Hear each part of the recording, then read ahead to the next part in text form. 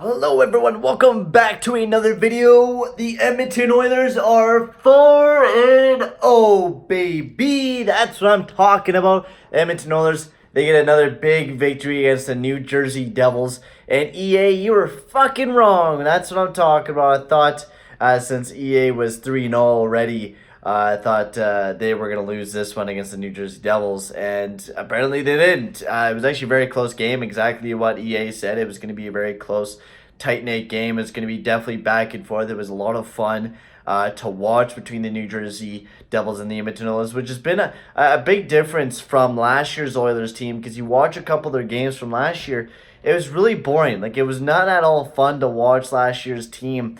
And to see this rejuvenation of a team and see the energy that they bring, because they bring more of an energy nowadays, which is nice, because you're used to not seeing this type of stuff anymore, right? And McDavid, the way that he was showing his expression, he was really showing that he was really excited about what's going on. And that's a nice thing to have when you see that. You get to see that excitement from McDavid and all your other guys. That's awesome when you get to see that. But let's talk about the game, as the Edmonton Oilers won the game 4-3 against the New Jersey Devils in shootout.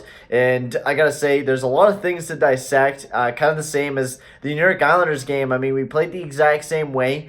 Lots of pressing things. Mikko Koskinen, honestly, he worries me a lot, but he's actually kind of giving me a little bit more excitement about the guy. He's playing pretty good. I know it's only the first two games of the season, but with how shitty sort of our defensive core is, he's been playing really well, and he's been a really good goaltender for us, I gotta say, over those two games. Now, you gotta remember it's just the two games, but I mean, the goals that were scored were just bad defense, and overall just no way in hell you're gonna save that.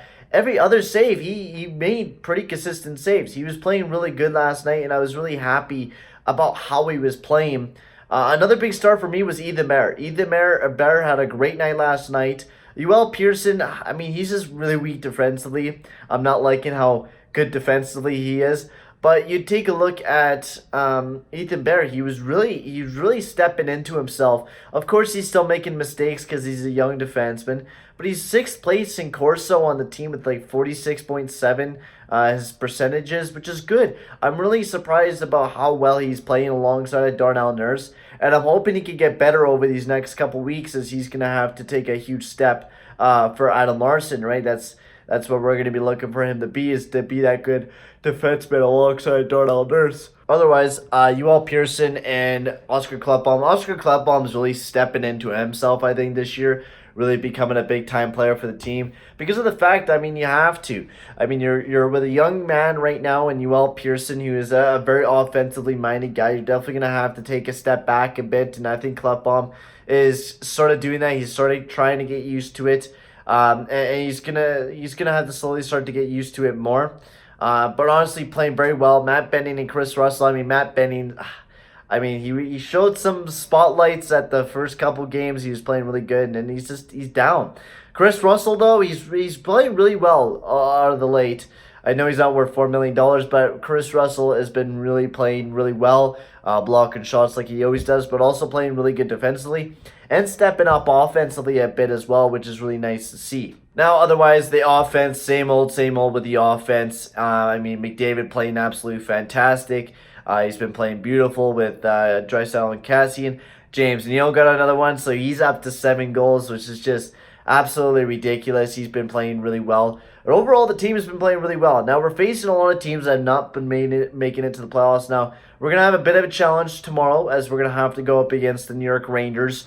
And we'll have to really see how that game turns out to be, as we're going to be going up against Pernard, an actual really deadly goal scorer.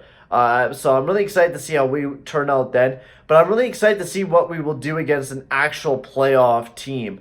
That's what I'm really excited for. Because, honestly, yes, this team has been showing spotlights against non-playoff teams. So, yeah, maybe we could clinch a wild card spot. But we really got to play good against divisional teams and also teams that are going to be in the playoffs to be able to make it to that next step. Now, do I think that's a possibility? Fuck yeah, I think that's a possibility with how good this team has been playing.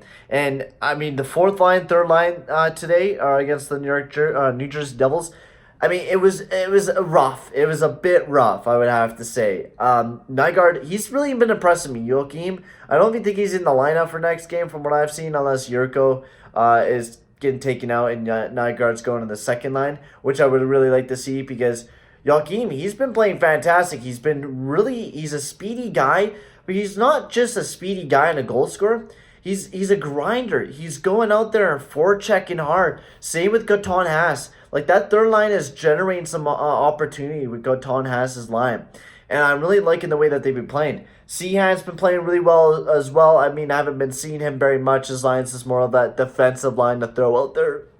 But honestly, they're not doing too bad. But I'm really hoping to see Joachim Nygaard and Gaetan Haas kind of like generate some more points. Because that's a big thing. If we get to see those guys generate some more points, I would really like to see that. But I think in this next game against the New York Rangers, I'm calling it right now. We're going to see at least 2 goals from our depth lines. Okay? 2 goals from our depth lines. And if we get those 2 big goals, that's going to be our key to victory against the New York Rangers, I think, tomorrow. We're not going to be seeing very much from McDavid and Draisaitl. They've been stepping up huge. They've been playing like defensive minutes, like 26, 27 minutes. They've been playing ridiculous. The third second line, we really need to see a huge step up from those guys, and we need to start seeing some goals from those guys as well, because if we really want to start winning games, we are winning games. We're having a 4-0 record. We have been undefeated to start the season off. Like I said, we're on our road to 82-0. But honestly, we're playing really good, and I'm liking the way that we've been playing. Can we keep it up? I don't know. Can Neil fucking score 30 goals has been the big question. I mean, I think so. He already has 7. He's already like a quarter of the way there. But there's so much big questions with the Edmonton Oilers right now. And I would like to really see it. Like, it is the first 4 games of the year. I'm really excited to see how they'll play against the New York Rangers, kind of a different team out of the teams we've been facing. New Jersey Devils seem to, they're getting used to each other, not playing very well. The New York Islanders, they're more of a defensive team, but we were able to light them up, which is just absolutely amazing. Same with Vancouver, same with LA. So we're really I think we got to have a good defensive game. We're probably going to see Mike Smith be thrown out there. I would also like to see Mikko Koskinen back in the net, to be completely honest with you, with how good he's been playing.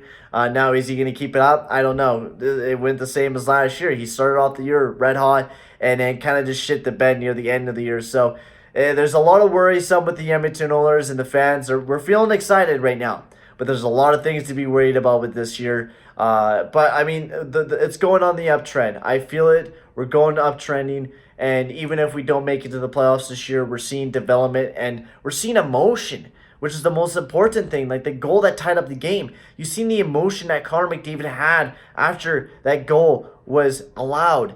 You can see that emotion on his face, which I'm absolutely loving from this team. And we need to keep seeing that emotion from Connor McDavid, our captain, right? If we keep seeing that emotion, it's going to carry a long way from McDavid just showing his emotion to us maybe making it into the playoffs and maybe getting more wins throughout the year, right? I would like to see that growth, development, and wins. But honestly, everything has been covered. Good defensive work by Darnell Nurse and Oscar Klefbom and Ethan Bear. They've been playing fantastic. The first line's been playing great. James, the real steal, Neil has been playing fantastic as well. But I think that's going to end it here, folks.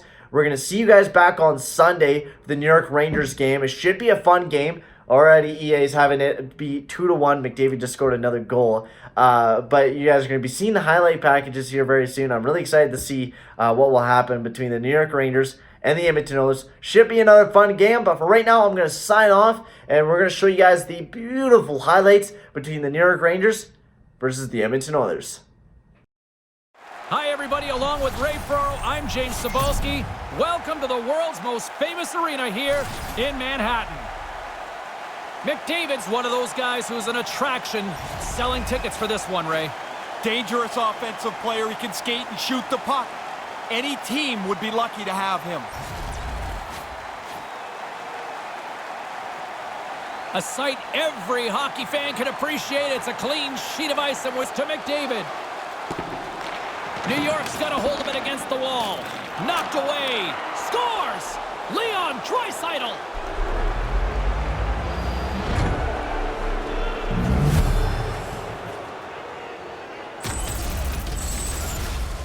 You'd expect that. The team's leading goal scorer finishes another one.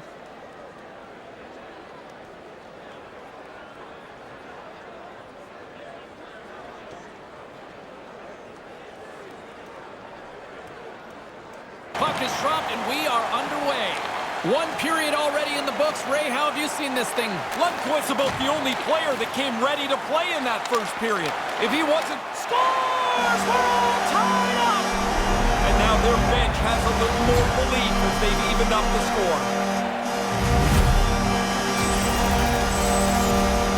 A quick flick of the wrist, and that snapshot beats the goaltender. He's in the low slot. He doesn't... And manages to clear the zone. Slides the puck over to Nurse. The Oilers fire planks on the power play. We're back to even strength here. He scores! They take the lead. Well, it looked like this game was going to be even for the longest time because nobody seemed to have the upper hand.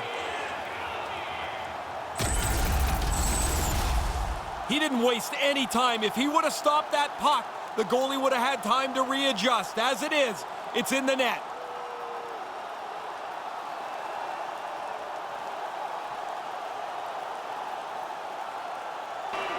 Haas carries the puck in his own zone. Slides it diagonally to Nurse. Fires towards the empty net. He scores! Well, they say good things come to those who wait. Well, he's been waiting, that's for sure. He got through his rookie year with nothing, but now he's got one on the board.